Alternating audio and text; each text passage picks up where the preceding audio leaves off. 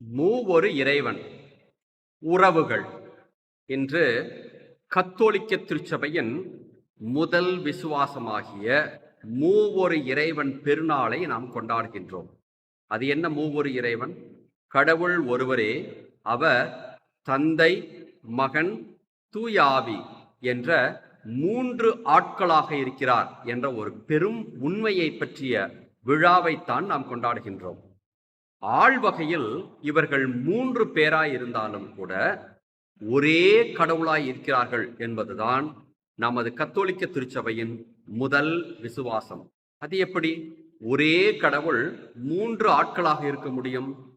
எப்படி என்று கேட்டால், இவர்களுக்குள் ஒரே ஞானம், ஒரே வல்லமை, ஒரே அன்பு ஆகியவை இருப்பதால் தான் இவர்கள் மூன்று ஆட்களாக இருந்தாலும் ஒரே கடவுளாய் இருக்கிறார்கள் என்பதை நம்மால் புரிந்து கொள்ள முடிகின்றது. அன்பார்ந்தவர்களே, இந்த மூவொரு இறைவன் பெருவிழா நமக்கு இன்றைய தினத்தில் என்ன பொருளை சுட்டிக்காட்டுகிறது, எதை தியானிக்க அழைக்கிறது என்று கேட்டால், உறவுகளை பற்றி தியானிக்க அழைப்பு விடுக்கின்றது. தந்தை, மகன், தூய ஆவி இந்த மூன்று பேருமே ஒரு உறவோடு தான் இந்த மூவொரு இறைவன் என்ற ஒரு வட்டத்திற்குள் வாழ்கின்றார்கள். அப்படி என்றால் அவர்களுக்குள் என்ன இருக்கின்றது? உறவு இருக்கின்றது. அந்த மூவொரு இறைவனுக்குள் இருக்கக்கூடிய உறவை பற்றியும், அந்த உறவு எப்படி இருக்கின்றது, எந்தெந்த பண்புகளால் அந்த உறவு அணி செய்யப்பட்டு பலப்படுத்தப்பட்டிருக்கிறது என்பதை பற்றித்தான் நாம் தியானிக்க போகின்றோம். அது மட்டுமல்ல, அந்த உறவுகள் வழியாக நம் உறவுகள் எப்படி இருக்கிறது என்பதையும் ஒப்பீட்டு அளவில் சரிபார்க்கத்தான் இந்த திருவிழாவானது நமக்கு அழைப்பு விடுக்கின்றது. முதலாவது பண்பு என்னவென்று கேட்டால், அவர்களுக்குள் ஏன் உறவு இருக்கிறது? முதலாவதாக, மூவொரு இறைவனுக்குள் ஈகோ என்பதே இருப்பதில்லை என்பதை தியானிக்கின்றோம். ஈகோ என்றால் என்ன? தான் என்ற ஒரு நிலை. இந்த மூன்று ஆட்களுக்குள்ளாகவும் தான் என்ற ஒரு நிலை அவர்களுக்குள் இருப்பதே இல்லை. அவர்கள் ஒவ்வொருவருமாக இறங்கி போகின்றார்கள்.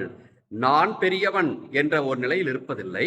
இல்லை, உமக்கு முன்பாக நான் தாழ்ந்தவன் என்று அவர்கள் இறங்கி போகின்றார்கள். இறங்கி போகின்றார்கள் என்று பார்க்கின்ற பொழுது அவர்கள் மனிதர்கள் முன்பாகவும் அவர்கள் இறங்கி போகின்றார்கள். அப்படி என்றால் அவர்கள் கடவுள் தன்மையை விட்டுவிட்டு பாவநிலைக்கு இறங்கி போகிறார்கள் என்ற அர்த்தம் அல்ல. அவர்கள் கடவுள் என்ற நிலையிலே தான் இருக்கின்றார்கள்.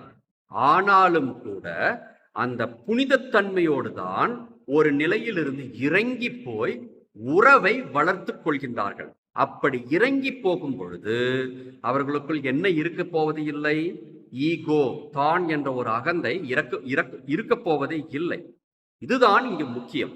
எங்கு ஈகோ இருக்கின்றதோ அங்கு யாரும் இறங்கி போக மாட்டார்கள். ஈகோ இருக்கின்ற இடத்தில் இறங்கி போகாததால் உறவுகள் இருக்காது. அதே சமயத்தில் ஈகோ இல்லாமல் போனால் இறங்கி போவார்கள், உறவுகளும் பலப்படும் என்பதைத்தான் மூவொரு இறைவன் நமக்கு எடுத்துரைக்கின்றார். நல்ல உதாரணத்தை பார்ப்போமே. தந்தையாக இறைவனை எடுத்துக்கொள்வோம். படைப்பின் தொடக்கத்திலேயே அவர் இந்த பூமியையும் இந்த பூமியில் இருக்கக்கூடிய உயிரினங்களையும் மிக குறிப்பாக மனிதரையும் படைக்கின்றார். எதனால் அவர் படைக்கின்றார்? வானகத்தை விட்டு இறங்கி வந்ததால் தான் அவர் படைக்கின்றார். அவரது தகுதிக்கும் புனிதத்தன்மைக்கும் நாமெல்லாம் ஒரு சொற்பம். அப்படி இருந்தாலும் கூட அந்த நிலையில் விட்டு இறங்கி வந்து கீழே பூமிக்கு இறங்கி வந்து நம்மை எல்லாம் படைக்கின்றார் என்கின்ற பொழுது நிச்சயமாக தந்தையாகி இறைவனுக்குள் ஈகோ என்பதே இல்லை. இறங்கி வந்து மனிதர்கள் என்ற உறவை பலப்படுத்திக் கொள்கின்றார். அதே போன்றுதான் விடுதலை பயண நூலிலும் பார்க்கின்றோம். எகிப்திலே இஸ்ராயல் மக்கள் கஷ்டப்பட்டு கொண்டிருந்த பொழுது மோயிசினை அவர் முட்புதரின் வழியாக சந்திக்க வந்த பொழுது அவர் கூறியது என்ன? இதோ நான் தேர்ந்தெடுத்த ஜனங்கள் எகிப்து நாட்டிலே கஷ்டப்படுகிறார்கள், அவர்கள் வேதனை பார்ப்பதற்காக நாம் இறங்கி வந்தோம் என்ற ஒரு வார்த்தையை அவர் பயன்படுத்துகின்றார். அப்படி என்றால் என்ன பொருள்? மக்களோடு, தான் படைத்த மக்களோடு உறவை பலப்படுத்த வேண்டும் என்பதற்காக தனது நிலையை, ஈகோ என்ற நிலையை விட்டு இறங்கி மனிதர்களுக்காக வருகின்றார் என்பதை பார்க்கின்றோம். அப்படி இறங்கி வந்ததால் தான் கடவுளுக்கும் இஸ்ராயல் மக்களுக்கும் இடையே நெருங்கிய உறவு உண்டானது என்பதை பார்க்கின்றோம். அதே போல மகனாகிய இயேசு கிறிஸ்துவை பாருங்கள். அவர் மனு உருவானது எதற்காக? மக்களாக நம்மோடு இருந்து நம்மோடு உறவை பலப்படுத்த வேண்டும் என்பதற்காகத்தான் அவர் புனித பவுல் சொல்வதைப் போல கடவுள் என்ற நிலையை விடாது பற்றி கொண்டிருக்க வேண்டியதாக கருதவில்லை. மாறாக அடிமை நிலையை ஏற்று நமக்காக பாடுபட்டு மரித்தார் என்று சொல்கின்றார். அப்படி என்றால் இறந்தும் கூட, தன் நிலையிலிருந்து இறங்கி வந்து இறந்தும் கூட மனிதர்களோடு உறவை பலப்படுத்த வேண்டும் என்பதைத்தான் குறிப்பாக வைத்து இயேசு கிறிஸ்து இந்த உறவை வளர்த்தார் என்று பார்க்கின்றோம். அதே போல தூய ஆவியானவரை பாருங்கள். பெந்தகோஸ்தே பெருவிழாவில் அவர் மேலேயே இருக்கவில்லை, இறங்கி வந்தார். வானம் விட்டு இறங்கி வந்து அன்னை மரியாள் மேலும் புனித அப்போஸ்தலர்கள் மேலும் சீடர்கள் மேலும் வந்து உறவை பலப்படுத்துகிறார் என்று பார்க்கின்றோம்.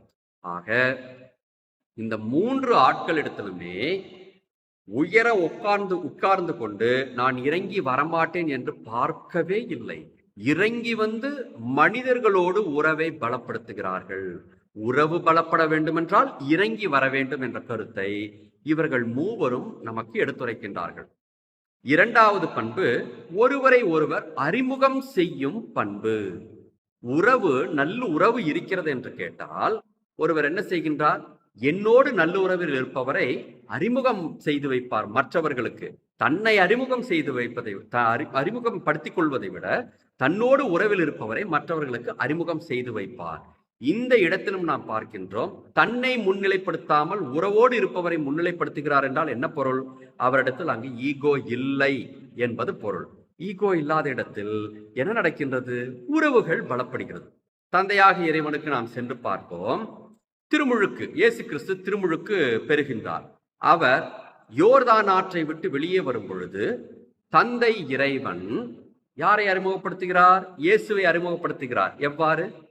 இவரே என் அன்பார்ந்த மகன், இவரின் பொருட்டு நான் பூரிப்படைகிறேன் என்று சொல்கின்றார்.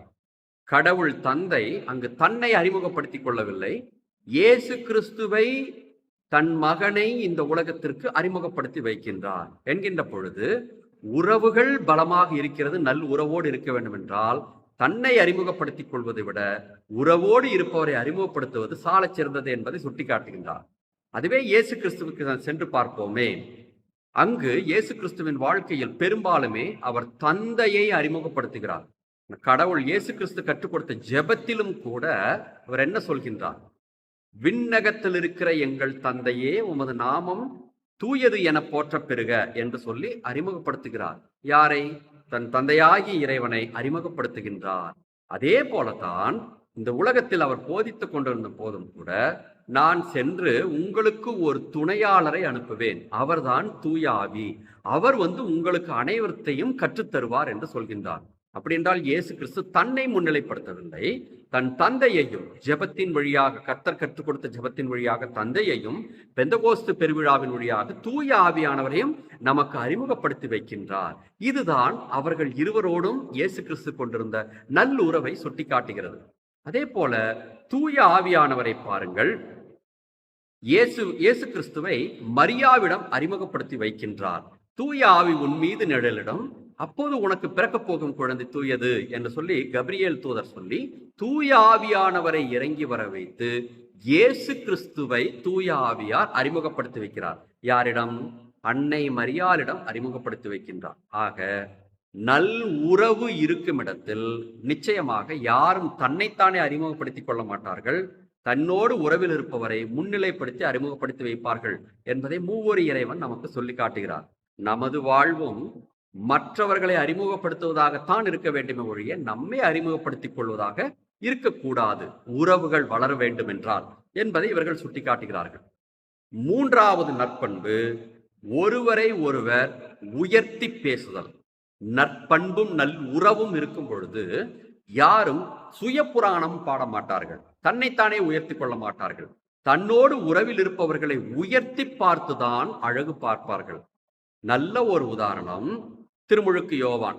என்ன சொன்னார் இயேசு கிறிஸ்துவை பார்த்து? இயேசுவுக்கும் அவருக்கும் இடையே நல்ல உறவு இருந்தது. இயேசு கிறிஸ்துவை பார்த்து என்ன சொன்னார்? இதோ இறைவனின் செம்மறி, இவரே உலகின் பாவங்களை போக்குகிறவர், இவரது மிதியடிவாரை குனிந்து அவிழ்க்க கூட எனக்கு தகுதி இல்லை என்று இயேசுவை பெருமைப்படுத்தி தன்னைத்தானே தாழ்த்தி கொண்டான். அதுதான் நல்ல உறவுக்கு அடையாளம். அதே போன்றுதான் தந்தையாகி இறைவனை நீங்கள் பாருங்கள். எசாயா புத்தகம் 7வது அதிகாரம் 14வது வசனத்தில் எசாயா சென்று ஆகாபிடம் நீ ஒரு அடையாளம் கேள் என்று சொன்ன பொழுது அவன் கேட்க மாட்டேன் என்று சொல்லிவிடுகின்றான். அந்த நேரத்தில் தந்தையாகி இறைவன் என்ன சொல்கின்றார்? இதோ கன்னி கருவுற்று ஒரு மகனை பெற்றெடுப்பார், அவருக்கு இம்மானுவேல் என்று பெயரிடுவீர் என்று சொல்லி தன்னை பற்றி தந்தையாக இறைவன் பேசவில்லை, உயர்த்தி பேசவில்லை. தனது மகன் இயேசு கிறிஸ்துவை உயர்த்தி அவர்தான் இம்மானுவேல், கடவுள் நம்மோடு என்ற பெயரிடக்கூடிய அவர்தான் இம்மானுவேல் என்று இயேசு கிறிஸ்துவை பெருமையாக பேசுவதை பார்க்கின்றோம். அதே போல இயேசு கிறிஸ்துவின் வாழ்க்கைக்கு வந்து பார்க்கும் பொழுது புனித யோவான் நற்செய்தி எடுத்து பாருங்கள். 1வது அதிகாரத்திலிருந்து கடைசி அதிகாரம் வரை ஒவ்வொரு அதிகாரத்திலுமே இயேசு கிறிஸ்து தந்தை தந்தை தந்தை என்று சொல்லி தந்தையாகி இறைவனை பற்றி மிக உயர்வாக ஒவ்வொரு அதிகாரத்திலும் பலமுறை பேசியிருக்கிறார் என்பதை யோவான் நற்செய்தியை படித்து பார்க்கின்ற பொழுது நமக்கு தெளிவாக விளங்கிவிடும். அதே போன்று தூய ஆவியானவரை பாருங்கள். மறைநூல் முழுக்க தொடக்க நூல் புத்தகத்திலிருந்து கடைசி வரை தூய ஆவியார் இறைவாக்கினர்களை சந்தித்து பேசுகின்ற பொழுது அவர் யாருடைய வாக்கை அறிவிக்க சொல்கின்றார்? கடவுளது வாக்கையும் கடவுளது திருவுளத்தையும் அறிவிக்க சொல்லி தூய ஆவியானவர் தூண்டுகின்றார். தன்னை பற்றி பேச சொல்லவில்லை.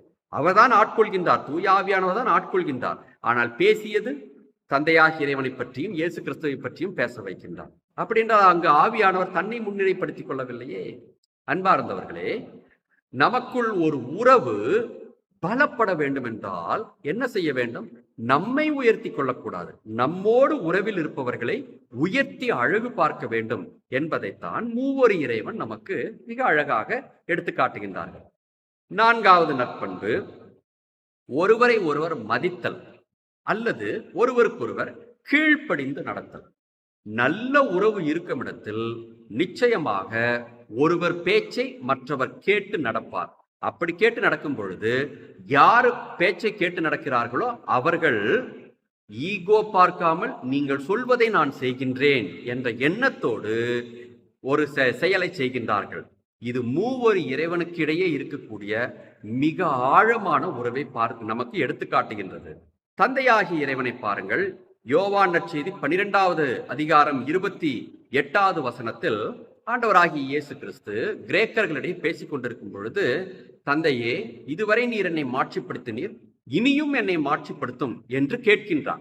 இயேசு கிறிஸ்து ஒரு வேண்டுதலாக தந்தையிடம் கேட்கின்றார். கேட்ட உடனேயே வானிலிருந்து ஒரு குரல் ஒலித்தது, மாட்சிப்படுத்தினேன், இன்னும் மாட்சிப்படுத்துவேன். அப்படி என்றால் என்ன பொருள்? இயேசு கிறிஸ்து மகன் ஆனாலும் கூட மகனின் பேச்சை கேட்டு உடனடியாக தந்தையாகிய இறைவன் பதில் சொன்னார். பார்த்தீர்களா? அப்படி என்றால் மகன் இயேசு கிறிஸ்துவின் பேச்சை கேட்டு மதிப்பளித்து தந்தையாகிய இறைவன் நடக்கின்றார் என்பது பொருள்படுகிறது அல்லவா? இதுதான் நல்ல உறவுக்கு அடையாளம். அதே போல இயேசு கிறிஸ்துவுக்கு பாருங்கள். கெத்செமனி தோட்டத்தில் இயேசு தனது விருப்பத்தை வெளிப்படுத்துகிறார். தந்தையே, முடிந்தால் இந்த துன்பக்களம் என்னை விட்டு அகலட்டும் என்று சொல்லி வேண்டுகின்றார். ஆனால் தந்தைக்கு என்ன விருப்பம்? இயேசு கிறிஸ்து பாடுபட வேண்டும் என்பதுதான். ஆகவே அவர் என்ன செய்கின்றார்? வானதூதரை அனுப்பி தேற்ற சொல்கின்றார். தேற்றிய பிற்பாடு உடனடியாக என் தந்தைக்கு விருப்பம் நான் சிலுவையில் பாடுபட வேண்டும் என்பது என்று உணர்ந்து கொண்டு இயேசு உடனடியாக எழுந்து சென்று, யாரை தேடி வந்தீர்கள்? நீங்கள் தேடி வந்தது நாசரேத்து இயேசுவை என்றால் இதோ நான் தான், என்னை கைது செய்யுங்கள் என்று நிற்கின்றார். அப்படி என்றால் கடவுள் சொன்ன ஒரே வார்த்தையை கேட்டு நடந்த ஒரே மகன் ஆண்டவராகி இயேசு கிறிஸ்து. நல்ல உறவு இருப்பதால் தான் தந்தையின் பேச்சை கேட்டு நடக்கின்றார். அதே போல தூய ஆவியானவரை பாருங்கள். இயேசு கிறிஸ்து இந்த உலகத்தில் வாழ்ந்த பொழுதே உங்களுக்கு தூய ஆவியானவரை அனுப்புவேன் என்று சொல்லியிருந்தார். அதன் பிரகாரம் அவர் விண்ணேறி சென்ற பிற்பாடு தூய ஆவியானவரிடம் நீங்கள் சென்று திருச்சபையை உருவாக்குங்கள் என்று சொன்ன அந்த மாத்திரத்திலே இயேசு கிறிஸ்துவின் பேச்சிற்கு இணங்க பெந்தகோஸ்து பெருவிழாவில் அன்னை மரியாள் மேலும் 12 அப்போஸ்தலர்கள் மேலும் இறங்கி வந்து திருச்சபை இன்று வரை வழி நடத்துகின்றார்.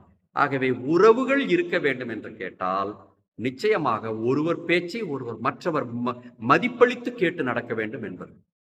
5வது நல்ல விஷயம் தூய்மையான அன்பு.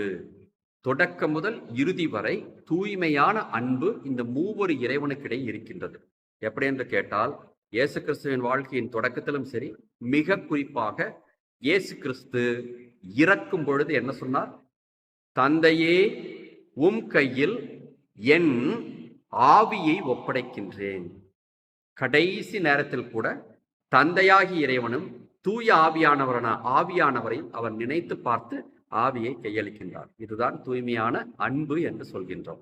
அன்பார்ந்தவர்களே, உறவுகள் பலப்பட வேண்டும் என்றால் ஈகோ இருக்கக்கூடாது. ஒருவரை ஒருவர் நல்ல முறையில் அறிமுகம் செய்து வைக்க வேண்டும். ஒருவரை ஒருவர் உயர்த்தி பேச வேண்டும். ஒருவர் பேச்சுக்கு மதிப்பளிக்க வேண்டும்.